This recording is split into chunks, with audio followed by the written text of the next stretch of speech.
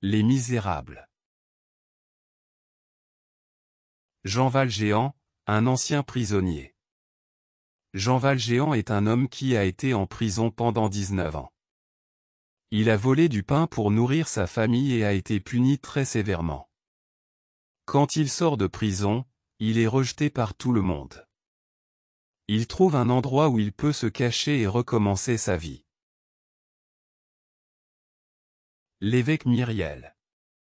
Jean Valjean rencontre un évêque, Monseigneur Myriel, qui l'accueille avec gentillesse et lui offre un repas et un endroit pour dormir.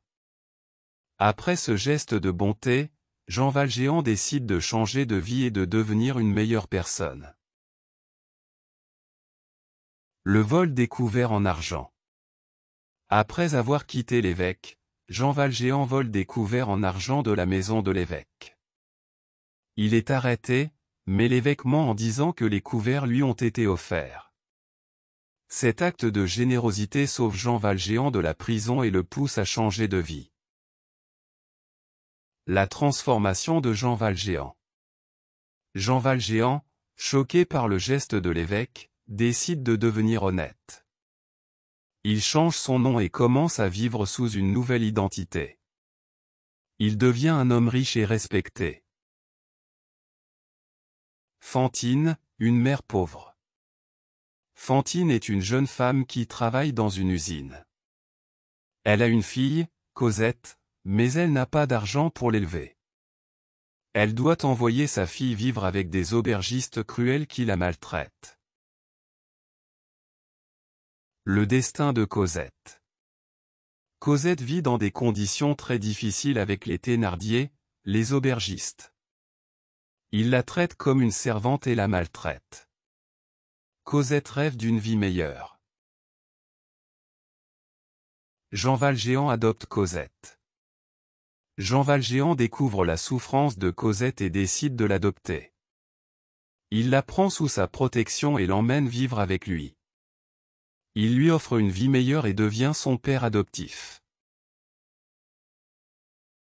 Javert, l'inspecteur de police. Javert est un inspecteur de police très strict et déterminé. Il a passé sa vie à poursuivre Jean Valjean, car il pense que tout homme doit être puni, peu importe ce qu'il a fait. Il ne peut pas accepter que Jean Valjean ait changé. Les Thénardier et leur escroquerie. Les Thénardier, les aubergistes, continuent à maltraiter Cosette et à essayer de voler de l'argent à Jean Valjean. Ils essaient de manipuler les événements pour leur propre profit, mais Jean Valjean se rend compte de leur cruauté.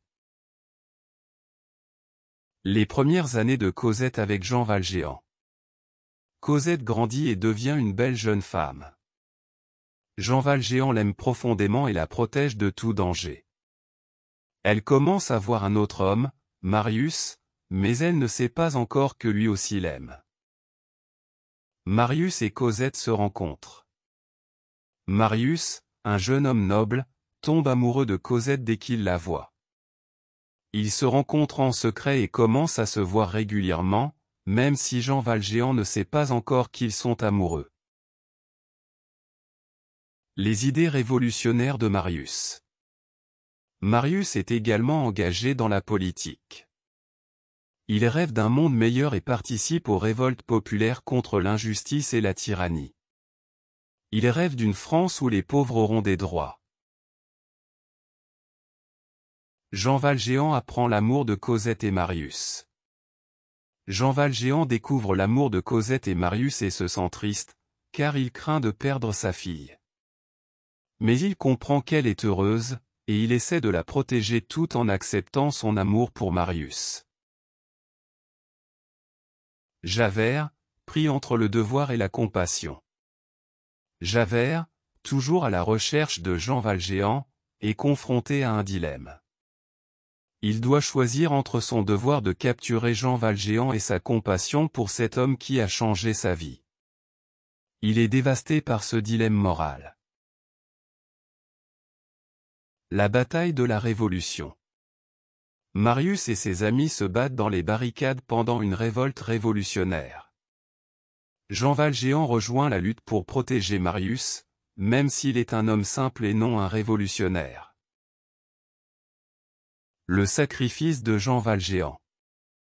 Jean Valjean sauve Marius pendant la bataille, mais il est blessé. Il fait tout pour que Marius survive, même au péril de sa propre vie. La mort de Javert. Javert, accablé par sa lutte intérieure, se suicide.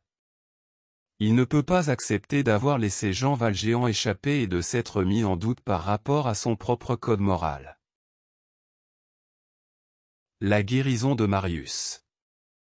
Marius survit à la bataille, mais il est gravement blessé. Cosette et Jean Valjean s'occupent de lui avec soin, et il commence à se remettre peu à peu.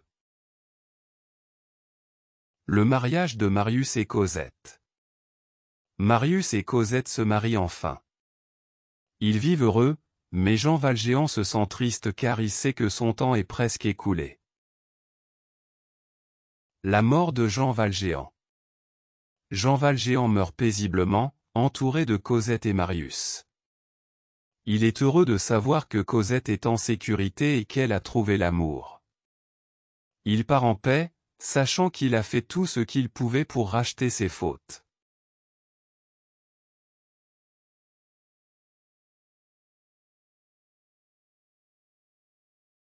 Victor Hugo, 1802 à 1885, est l'un des plus grands écrivains français du XIXe siècle, connu pour ses œuvres poétiques, théâtrales et romanesques.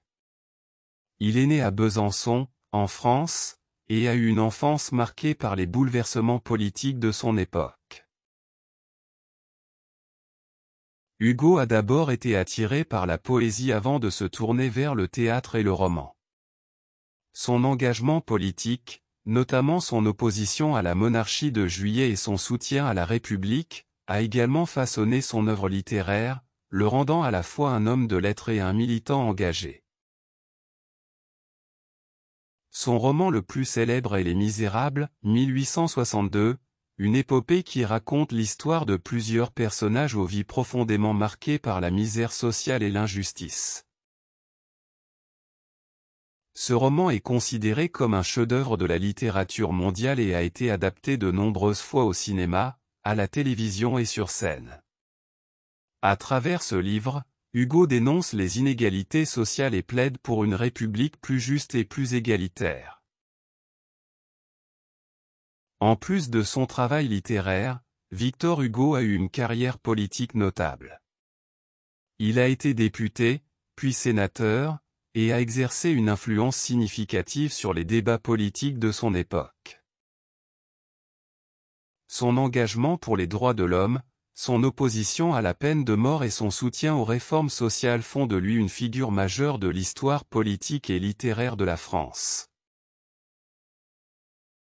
Hugo était également un défenseur de la liberté d'expression et un militant pour la justice sociale. Lors de son exil à Jersey et Guernesey, suite à son opposition au régime de Napoléon III, il a écrit des poèmes et des essais qui critiquaient la politique du régime.